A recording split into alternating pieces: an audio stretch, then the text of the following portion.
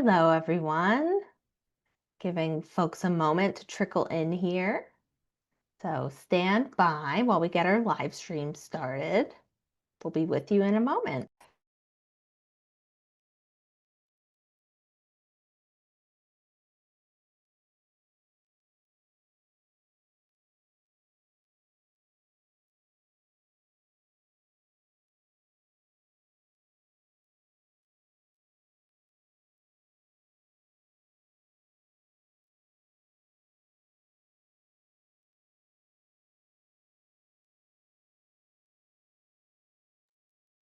Okay. Hello, everybody. Sorry for that brief pause there. I'm Lindsay Vellicina here at Scrum.org, and welcome to today's Scrum Pulse. Today I have with me Stephanie Ackerman, one of our professional Scrum trainers, and she is going to help us navigate complexity through inside out leadership. So we're so glad that you joined us today. This is a really interesting topic in the leadership realm. So let's get started. So next slide, please, Stephanie. Okay, so some quick guidelines here. You'll notice that your microphone is muted and your cameras are off, but we still invite you to engage in conversation. So please utilize the Q&A at the bottom of your screen to ask any questions, and you can utilize the chat for any technical questions you may have. Next slide, please. And also I want to add there that this session is being recorded and it will be available within 24 hours. And you will get, if you are attending on the live webinar, you will be getting a link in your inbox with that. And then just a little bit about Scrum.org. We are the home of Scrum. We were founded by Ken Schwaber back in 2009, and our mission is to help people and teams solve complex problems. And we do so through our professional Scrum training, certification, and ongoing learning opportunities. You'll notice on our website there are a lot of free opportunities to learn, and we highly encourage you to take advantage of that. You already are, being that you're on this webinar. And I hope that today's session plays an important role in that learning journey. So welcome everybody and welcome Stephanie. I'll Thank kick you it very over to much. you to introduce yourself and get us started. All right. So we are here to talk about navigating complexity through inside out leadership. We have 1 hour together today, and I do plan to save time for questions at the end. I'll also be sharing a link to a free guide that I created. If this is the topic that interests you, and you want some more. I also want to start off by just sharing a little bit about my own journey related to this topic and why this topic is so important to me, and I think essential for helping us navigate, in these current times. My name is Stephanie Ackerman, and I'm a trainer, facilitator, coach, and the founder and principal consultant of Agile Socks LLC. I'm probably most widely known for being a professional Scrum trainer, for stewarding Scrum.org's professional Scrum Master courseware for several years, and co-authoring the book Mastering Professional Scrum. But I want to tell you a little bit about how I got here and how my work has been evolving the past several years. So I started my career in traditional project and program management, working at a large financial institution. And then I went to work for a consulting company to really diversify my experience. And I both loved it and hated it. It was great that I got to play many roles on different types of projects, grow a really wide range of skills, work across different industries, experience, different organizational cultures and team dynamics. And the part that wasn't so great was how hard it was to get anything done. Not because people weren't working hard or weren't good at what they were doing. It was really because of how people were set up to work. People were siloed instead of being able to truly collaborate as a team. Everything was a priority, so that meant there was tons of work in progress, lots of context switching, which really just ensures that everything gets done slower. right? There was always this pressure to like work harder and move faster.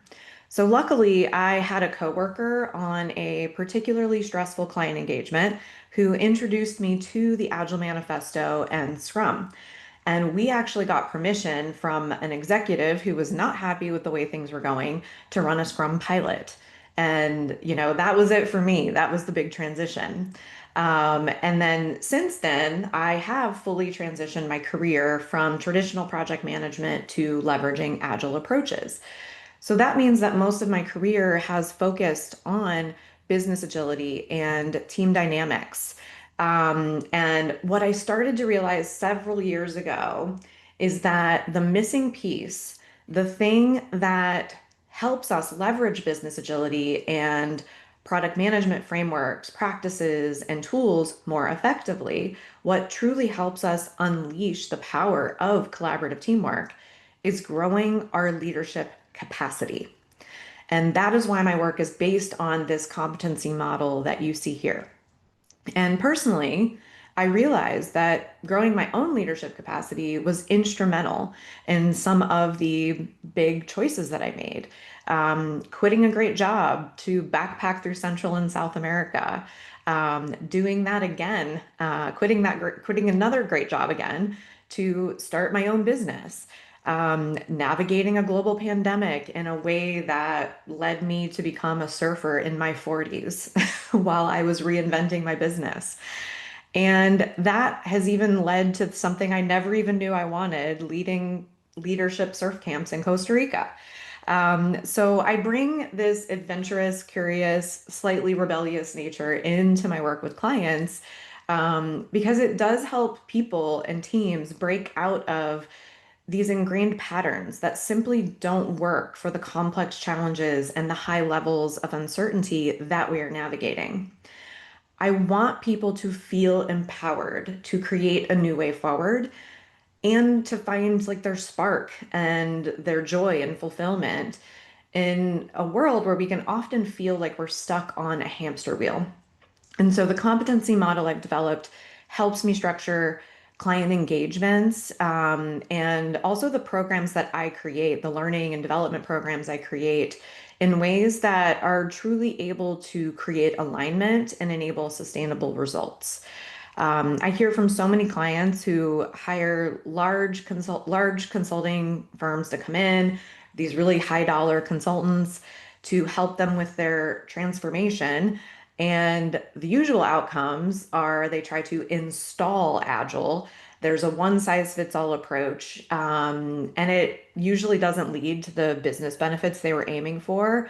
And it also usually falls apart whenever that consulting firm left. So I'm here to talk to you about breaking out of this trap of chasing certainty and like guaranteed answers by reconnecting to your inner leadership to navigate complexity. And when you do that, you have greater influence and impact on others and larger systems, as well as your own experience of life. So, why does this matter? Um, if you're on this call, you are likely a leader and a change agent. And as leaders and change agents, we face unique challenges. We are leading in complex and unpredictable environments. There are few right answers, and we cannot guarantee outcomes. Yet people are looking to us as experts who should have all of the answers. We're trying to empower and support self-managing teams while often bumping up against culture and process challenges in the wider organization that often feel like they're working directly against us. And we also need conflict in order to explore different ideas, to be inclusive of more perspectives, to discover innovative solutions. Yet we often experience these extremes of either artificial harmony or, unproductive conflict. Helping teams find that sweet spot of constructive conflict is no easy task. So what do we do? Well, we try to gain more knowledge. We read books, we take classes, we learn more tools, we get certifications. And the thing is, knowing theory, practices, and tools is helpful. However, what I have seen in my experience is that we often try to use those practices and tools in ways that are about kind of that old mindset of predictability, where we're trying to use these new tools and approaches to control things, to calculate out the unpredictability, to guarantee outcomes. Essentially, we are still applying that predictive plan driven mindset in how frameworks and practices. So the solution is to grow our leadership capacity. And this is at all levels. So I want to share my working definition of leadership with you. I don't see leadership as a job title. It is a relationship driven process of connecting to what matters, expanding possibilities, and taking aligned action to bring a vision to life. Right. And I want to be 100% clear, talking about uncertainty and how, it's not this, we can't get rid of it, right? I want to be, I don't like uncertainty. I have not reached like some level of enlightenment where I'm just like, oh yeah, I'm not worried about any of this. I feel all the things related to rapid change and like honestly, like chaos we're living through right now, and just like extreme levels of uncertainty. But it's about what I do with that information, with those feelings and sensations, and then how I choose to respond, how I choose to focus my time and energy. So, my aim is to navigate uncertainty in a way where I can stay open to possibilities that uncertainty brings and use my discernment to make intentional choices to take the next right step forward. And so the question then becomes, can you be with both the possibility and the uncertainty at the same time? Because these are really two sides of the same coin. And I found that like shifting my mindset and like realizing there's this paradox, that lives here has made this a bit easier. Because when there is certainty, when most things are known, whether, that's a reality or like a perception we're holding, there isn't the wonder and excitement of new possibilities. And when things are shifting and we don't know what will happen, that is when there is more potential for new possibilities. Do I experience worries about the near future? Would I like to be able to control outcomes? Yeah, absolutely. The human brain is designed to avoid uncertainty and ambiguity. And this is good when it comes to keeping us physically safe when there are threats to our survival. It's not so good for innovation, for creating new ways forward, for solving really challenging dilemmas, for delighting our customers and advancing our industries. And it's not so great for becoming like the fully activated, resilient leaders that we want to be. So, what is the alternative approach to chasing certainty? Well, instead of chasing certainty, let's move towards clarity. Clarity is about connecting to what matters and being in alignment as you take the next step forward. And this is where inside out leadership comes in. The first move in finding clarity is cultivating our inner leader. And again, knowing theory, practices, and tools is helpful. However, what has the biggest impact on effectively navigating complexity and responding to change is more about how people are showing up, making intentional choices, taking responsibility for their impact, and co creating innovative and inclusive ways forward. And this is what I mean by inside out leadership. It starts inside. Our way of being will always inform our doing. So, this webinar focuses on one small but powerful piece of this large topic of leadership, our inner leader. And I think of our inner leader as like an internal compass that helps us navigate toward it helps us navigate whether there's complex dilemmas and the challenges that we face. It helps us navigate in a way that we can see more clearly, that we can feel more grounded, that we are able to see more perspectives and use our discernment. So, I'm going to explain more about how I define our inner leader, but I first want to share three things that get in our way of seeing clearly. First, our biases. We all have biases, and these affect our beliefs, how we see ourselves, others, and the wider world, situations around us. It also affects what information we don't see, what we ignore. The second thing that prevents us from seeing clearly is reactivity. So reactivity is about kind of being in this state where like we're more closed off, we're defensive, and it gives us tunnel vision. We can't really see the bigger picture, and we're not likely to be able to see important perspectives. And we sometimes kind of get into that protective defensive mode where we feel like we need to win or be right, or we need to make the other person wrong. The third thing that gets in the way of seeing clearly is moving too fast. So I think of this as like that false urgency. Like there is a need in situations to move quickly. Not every situation, but when we're moving too fast and have kind of this false sense of urgency, it's kind of like a panic mode. And ultimately, we miss relevant information and we might make choices without considering the potential impacts. So let's talk about our inner leader. Our inner leader is the foundational dimension of our leadership. It's who we are and how we see. So, this is really about knowing ourselves. This is about knowing who I am and what's important to me. And it helps us include like things like we're aligning our behavior with our values, we're acting with integrity, it helps us live a meaningful life, right? We're instead of like just being driven by what other people think, right? Seeking that external validation or being in a comparison mode.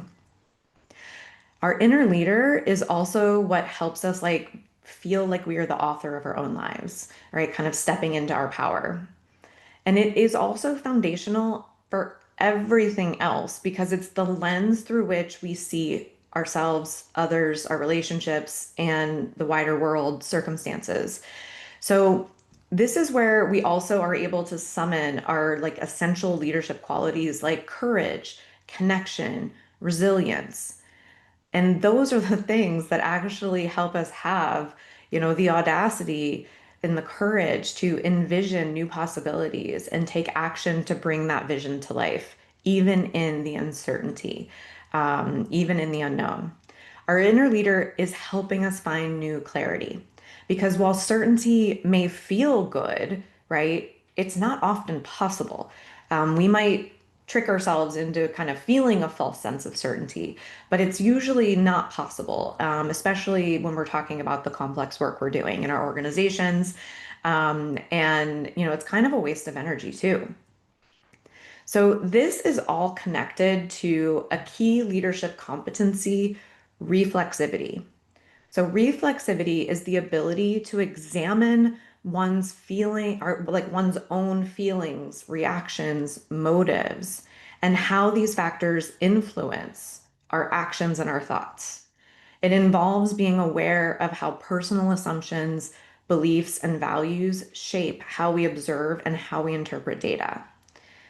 Essentially, we're getting curious about why we do what we do so that we can be more intentional in our choices and how we're seeing things and how we're responding.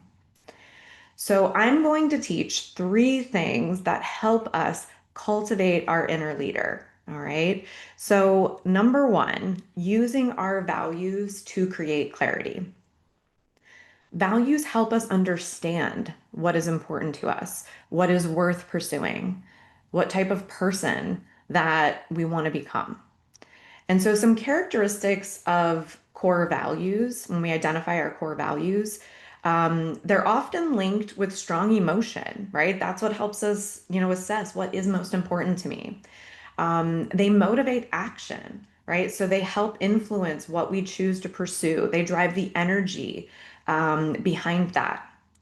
They also are something that tend to apply across contexts.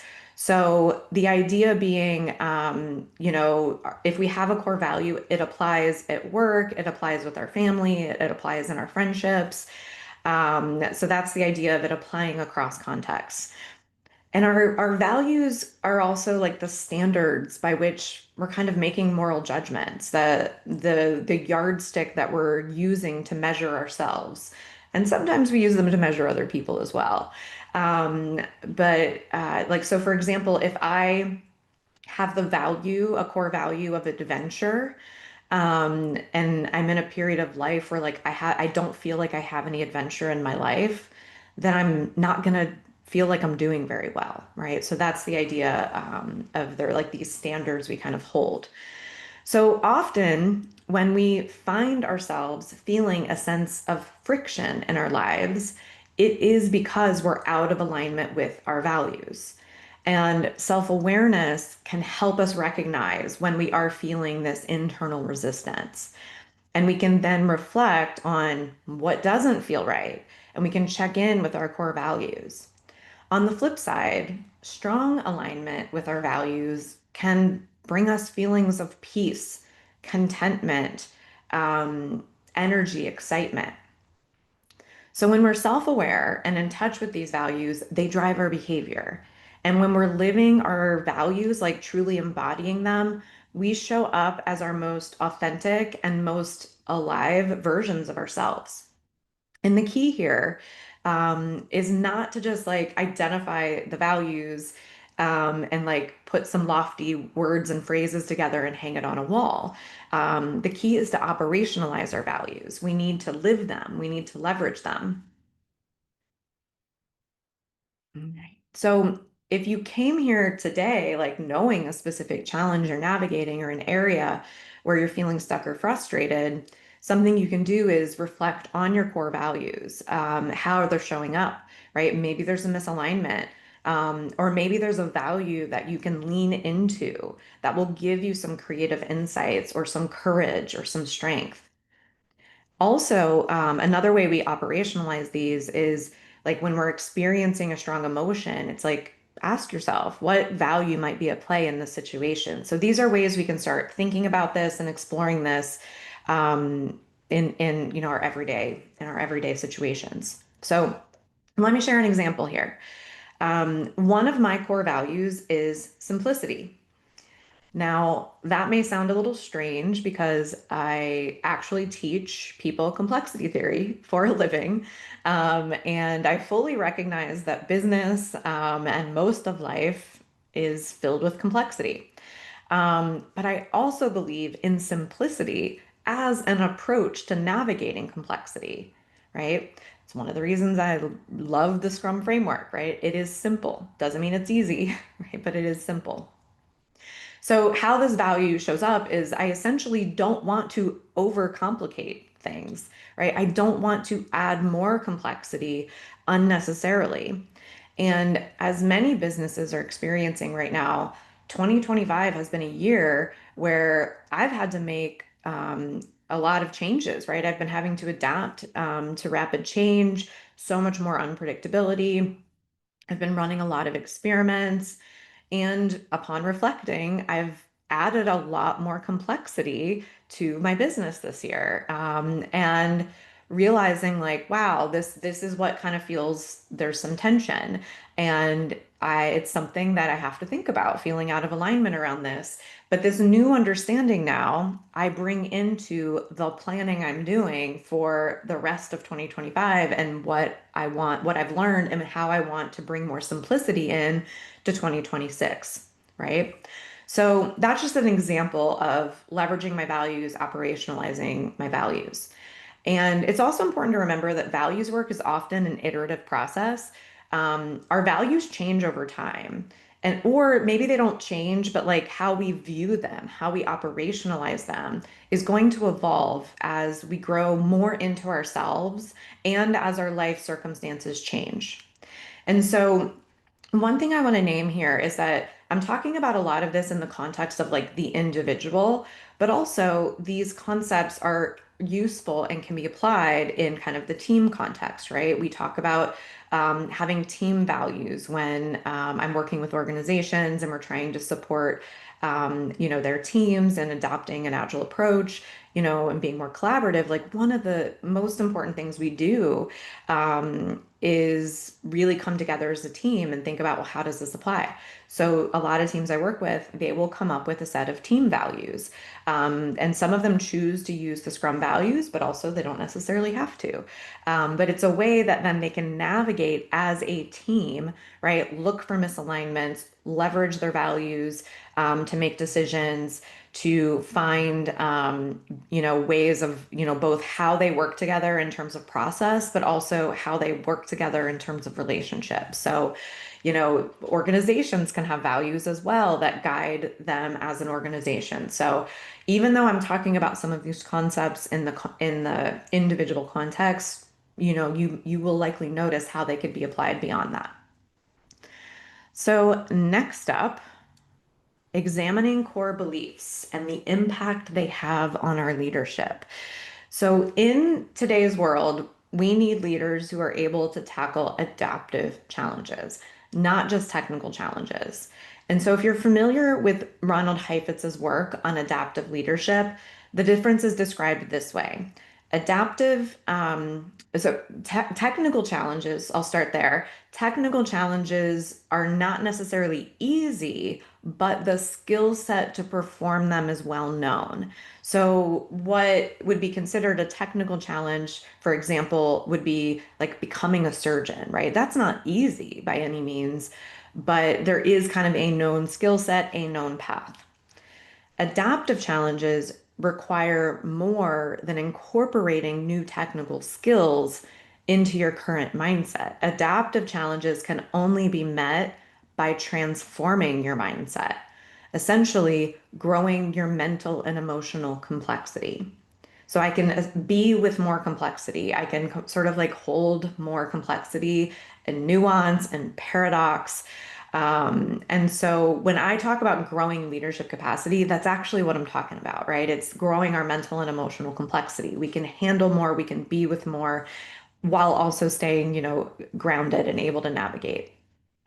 You can think of your core beliefs as like your worldview, right? How we see the world, and that includes, of course, how we see ourselves and how we see our relationships with others. When we examine core beliefs, we are practicing reflexivity, right? It helps us understand why we do what we do, why we see the way we see, so that we become more aware of our biases. We can interrupt unhelpful patterns and we can grow our capacity to navigate complexity and change.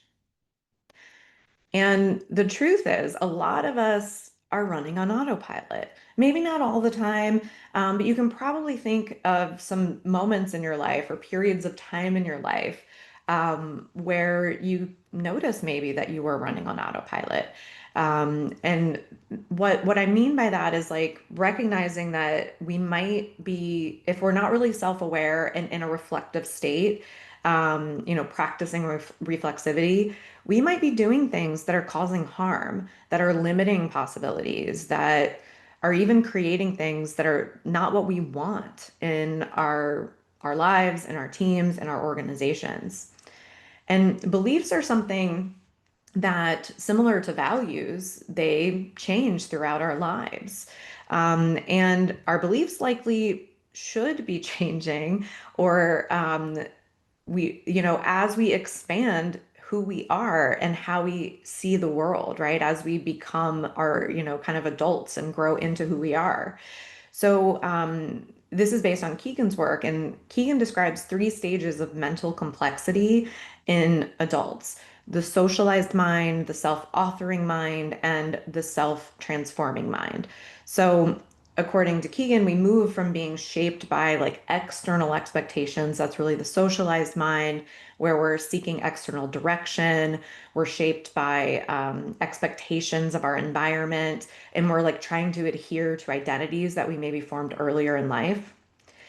That shift then to the self-authoring mind is where we're now like aligning with our own values. We have like an inner sense of direction and like our inner seat of judgment.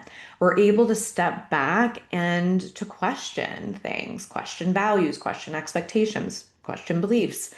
We're able to take a stand for things that matter to us, and set limits and boundaries. And then the next step would be the self-transforming mind. And so this is where we're embracing more of this ongoing evolution and seeing ourselves as like we have fluid identities and we're constantly kind of co-creating like who we are and our understanding of ourselves through our relationships. And we're okay with questioning these things and seeing ourselves as kind of always being in evolution. So the bottom line here is that many of our beliefs have been handed to us by the systems and cultures that we've been immersed in our whole lives. And it doesn't mean they're wrong. We simply want to examine them, right? We want to bring it to the conscious mind, examine it, and be intentional in our choices. And this right here is what I think makes change so hard, right? Like not doing this type of work is what often makes change so hard. So let's look at some common examples that we see in agile environments. Um, I couldn't even count the number of organizations that I've worked with in some capacity that who are using velocity and story points, or you could say any other relative estimation technique, in the opposite way the practices were intended to be used. And for a long time, I questioned, I'm like, why is this happening? Um, so let's break this one down a bit. So how do I see? So just to make sure we're on the same page, some examples of what I see is, teams measure story points planned versus story points completed, and this gets reported as a metric to stakeholders in sprint reviews. Um, Other ways I see these things used in the opposite way they're intended is when we are measuring team performance based on velocity, or worse, velocity is assumed a measure of value, which it's really not, right? It's just an output. But often it's even used to really just measure activities, not even valuable output. I've even seen vendor relationships get set up where they're reporting progress based on delivering story points or product back number of product backlog items. And so this is again where it's like, what's happening here? So I totally understand why a lot of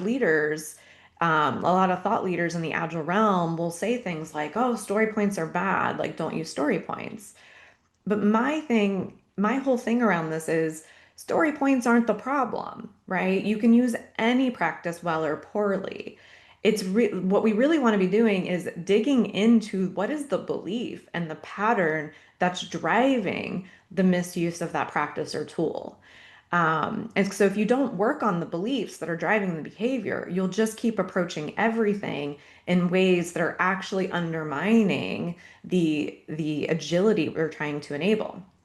So let's look at this, right? What is the actual purpose of using story points or any other relative estimation technique? Well, it's to avoid a lot of the waste that often goes into estimation efforts when we're doing big upfront planning.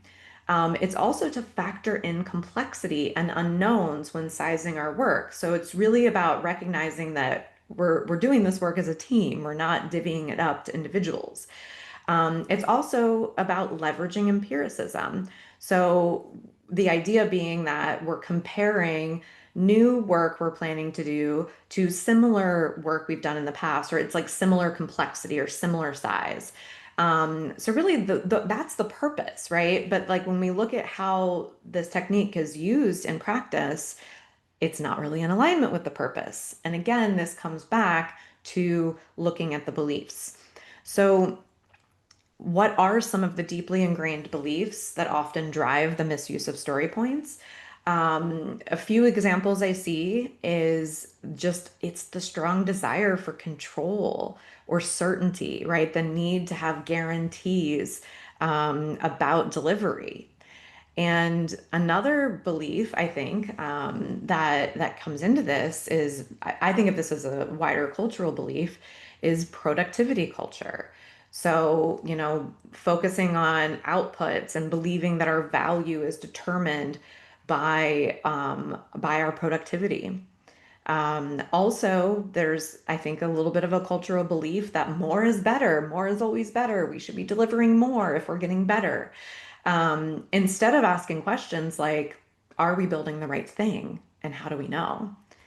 So that's like, taking you through an example to kind of show one small way that like these beliefs, kind of from the older ways of working that we are trying to shift when we move to an agile way of working, right? Shifting away from plan-driven predictive to value-driven empirical, right? If we don't really address that belief system and start to notice like where it's creeping in to our practices and our processes and how we're seeing things, right? Then that's how we end up using these practices and tools in ways that are the opposite of what was intended.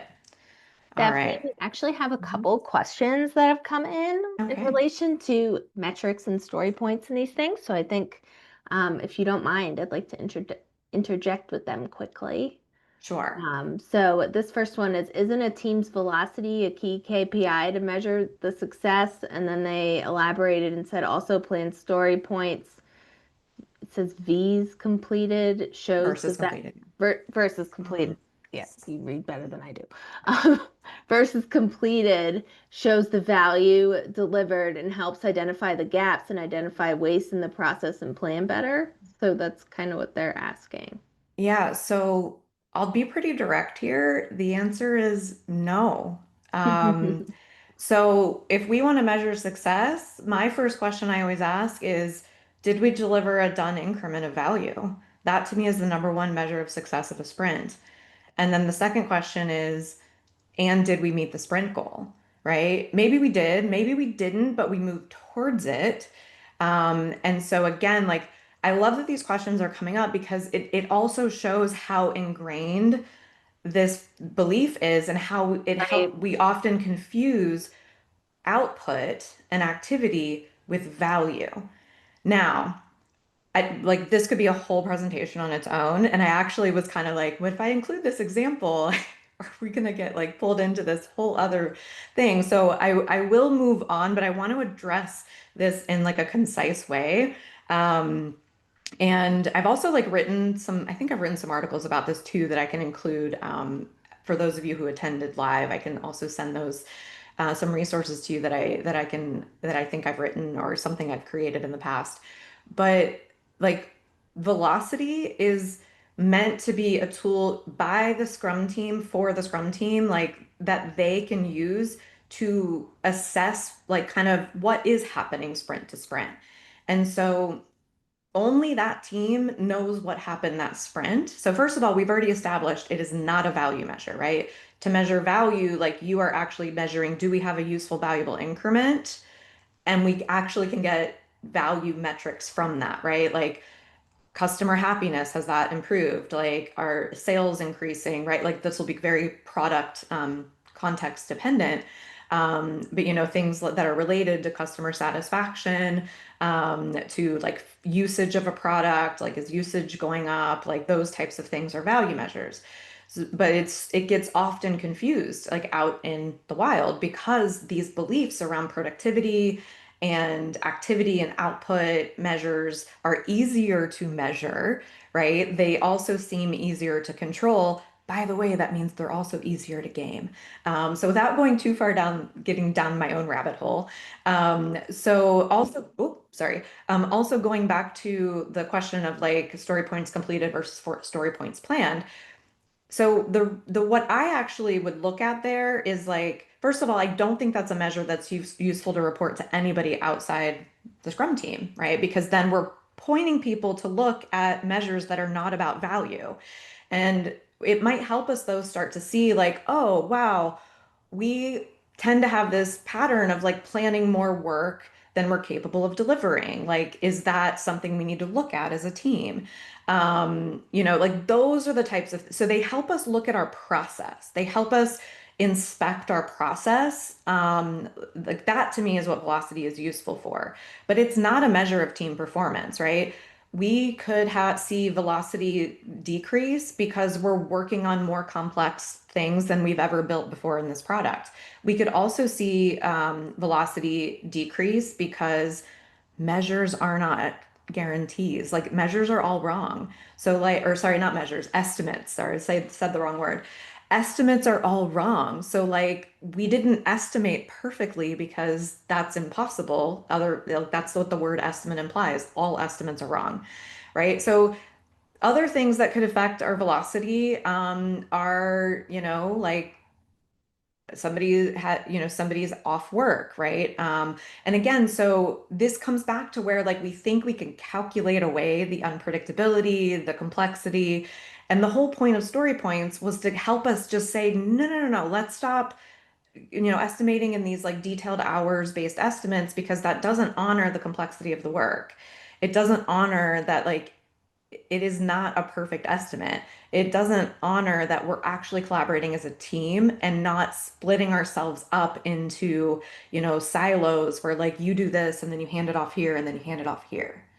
So there's so much more I could say on this, and like we could get into. I could probably do a whole presentation on this, Yes. and maybe I will. But I hope that's enough for now. To like, it's a really great set of questions that actually dig deeper into. Oh yeah, like this. There's something here that, and also by the way. A lot of us have been taught the wrong things. So, like, some of what I'm talking about, you might be like, well, that's not what I thought. And that's the reality is like, especially when we're focusing on mechanics and just using a tool and not really learning the why. And also, there's just a lot of wrong information on the internet. So I'll say that as well. All right. Thanks, Thanks. Stephanie. Yeah, thank you for that. All right.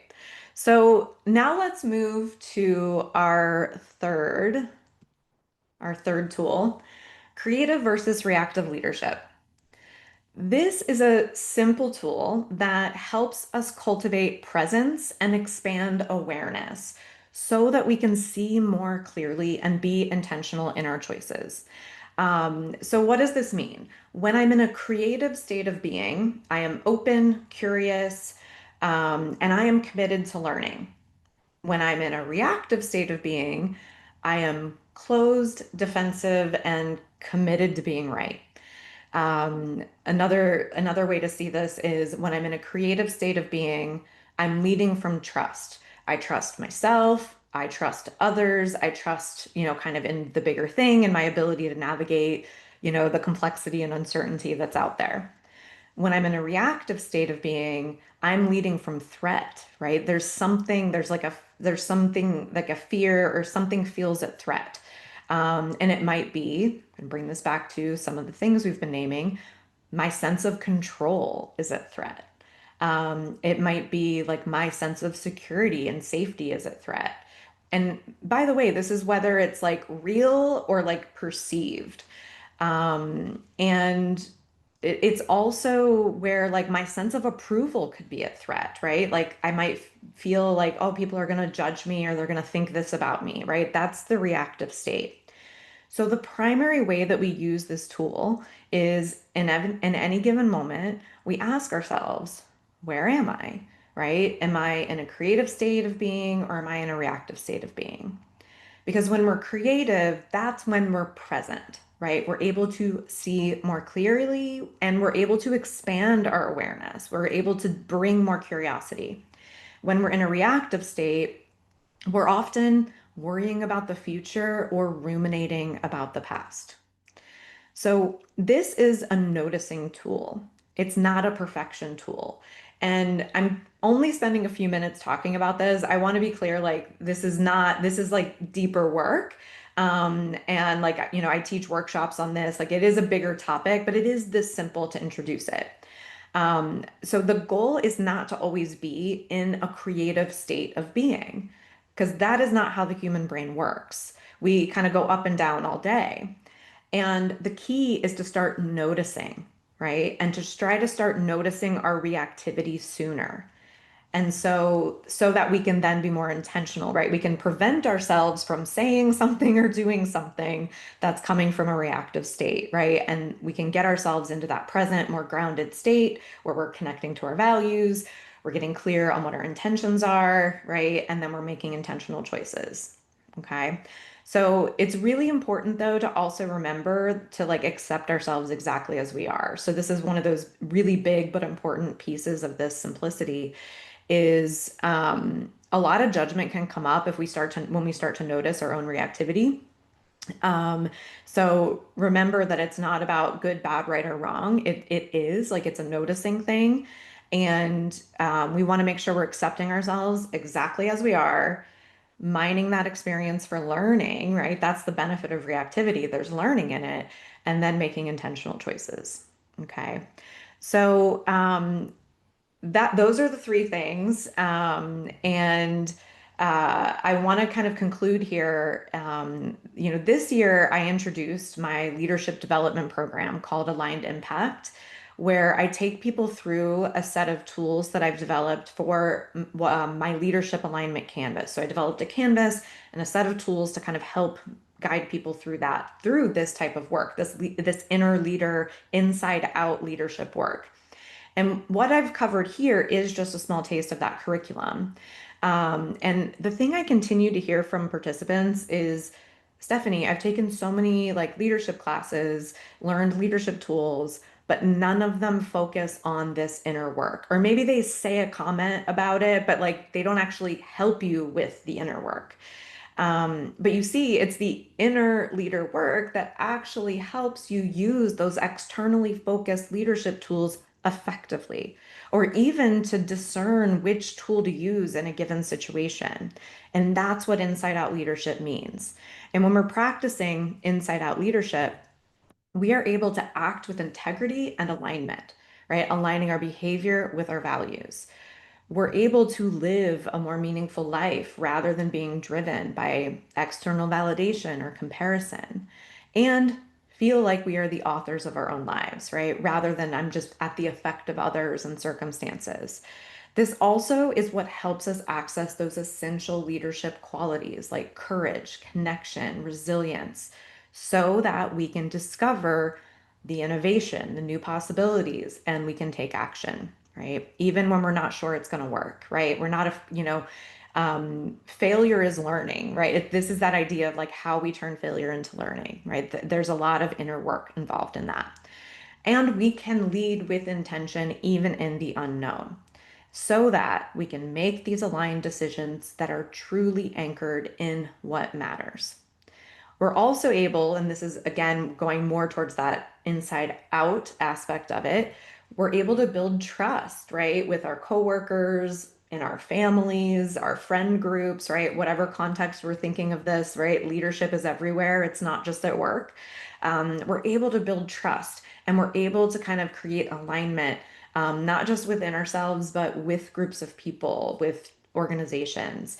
And we're able to leverage systems thinking, right? So you probably didn't think I was going to throw systems thinking in this leadership presentation, but I really want to make this point that there's a lot of thought leaders talking about the importance of systems thinking right now. I think I have I have a Harvard Business Review article in my reading queue about it.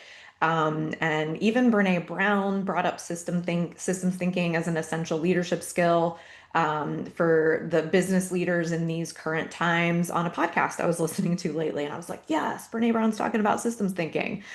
So but the thing is, like, to use systems thinking well and actually get better benefits from it, we need to have a practice of reflexivity to be able to zoom in and out to see the whole.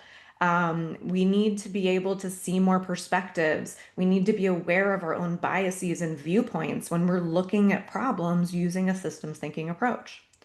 So for me, leadership is the work of a lifetime. It's a journey, it's not a destination.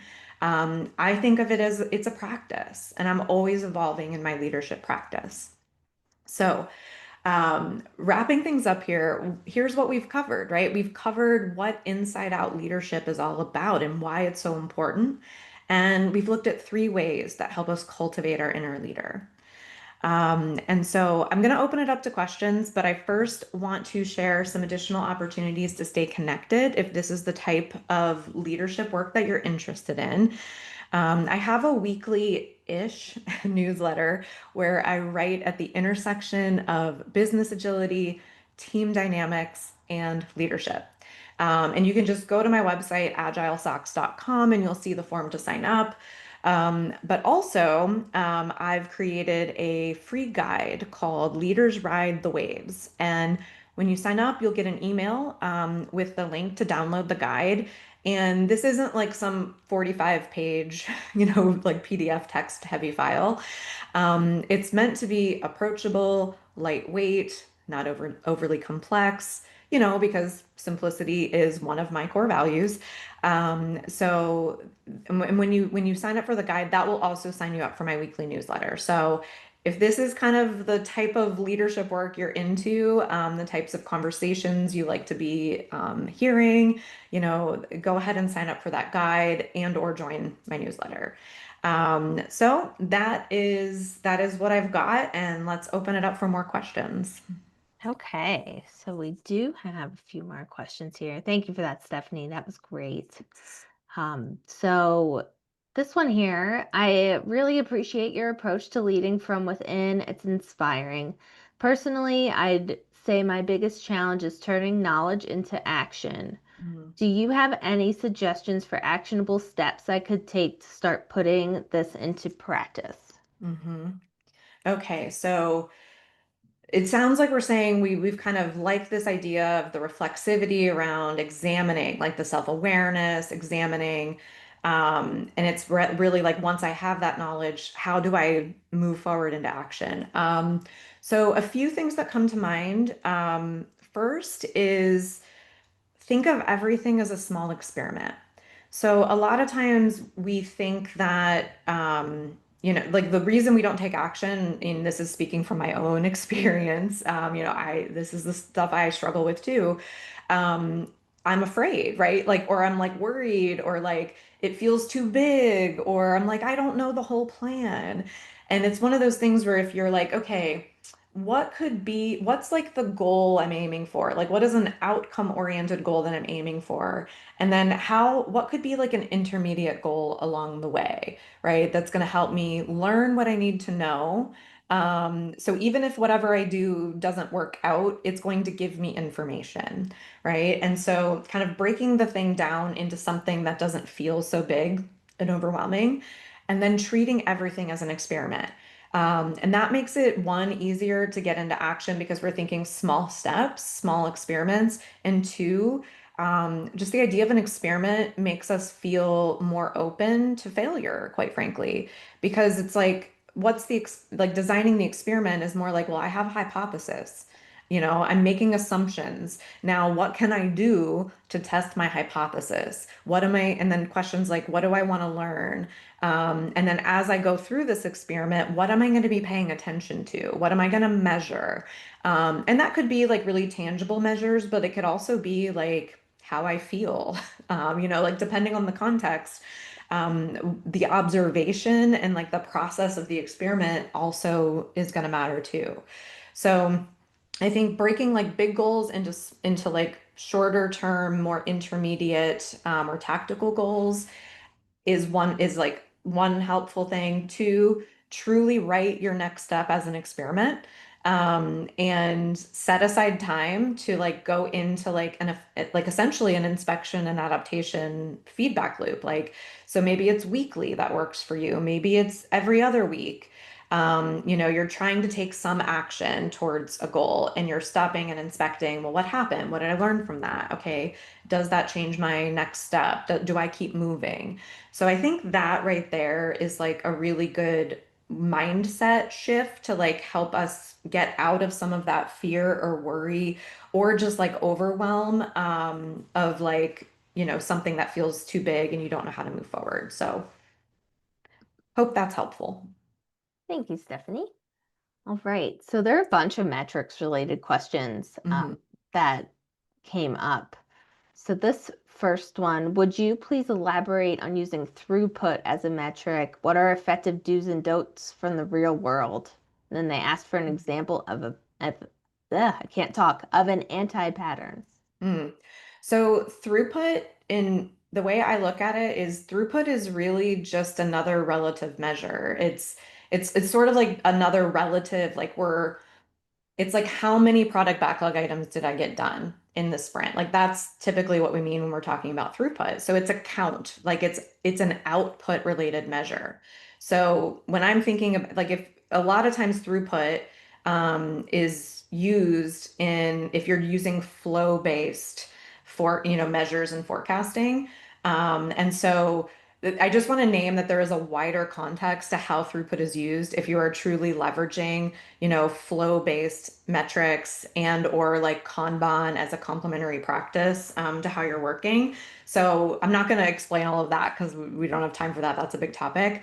But I just want to name like throughput is just like velocity. It's just you're measure instead of measuring story points, you're measuring items completed in a sprint. So really everything I said before still applies. It's really just for the team to have kind of a trend line and like sort of be able to look back and notice. Like, hey, our throughput went down this sprint. Did something happen?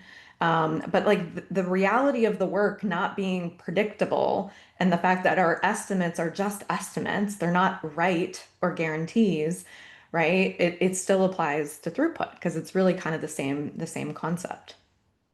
So using it effectively, there's ways to use it effectively if you're leveraging flow-based measures and Kanban. Like there's a whole systemic way, and I'm very much a proponent of it. I want to say like it's really useful, but it's never a measure of value. It's really for the Scrum team themselves to inspect their own processes and see like, is there something that, we need to improve? Thank you, Stephanie. And I think that touches a little bit on some of the others that came in as well. This last one here, so how do we implement cross-functional teams when other leaders are resistant to change? Hmm. Yeah, that's a challenging one, and common. I think so. There's a couple. So how do we implement cross-functional teams when, It you know? actually says, how do we implement into cross-functional Oh, okay. teams? Well, okay. I So skipped a word by yeah. accident. I'm sorry. Okay. No, it's okay. So, a couple things come to mind. This is like big stuff. So I just want to name that like I don't have a simple answer to that because it's a complex, it's a systemic challenge actually, and there's likely many root causes in my experience when I see that. This is common and there are likely many root causes. So what I can say, given that we only have like a minute here, is that one, I often remind people that we can work as cross-functional teams without changing the organization structure. So if what's getting in our way is like the structure of how the reporting structure of the organization, I just remind people that we don't have to change the org structure to actually bring a team together. The second thing is I do think we need to talk to our leaders. Like we need to not assume they're the enemy or that they're, getting in the way on purpose. It's like they have the same challenges we do. They have the similar pressures, and sometimes that pressure like trickles down to teams. And I always approach with empathy when I'm working with leaders because they are under similar pressures. They also have the same ingrained desire for predictability, for control, and they're being asked to give guarantees and things like that too. So we're all in the same boat basically with these challenges. So it's to me, it's about having the conversations and pointing out to them, continuing to bring transparency to the impacts of working, of continuing to work the way we work and not making changes and making it like the business impacts clear, not just talking about, but this will make the team work better. It's like, how does this relate to business impacts? So those are my tips around approaching that.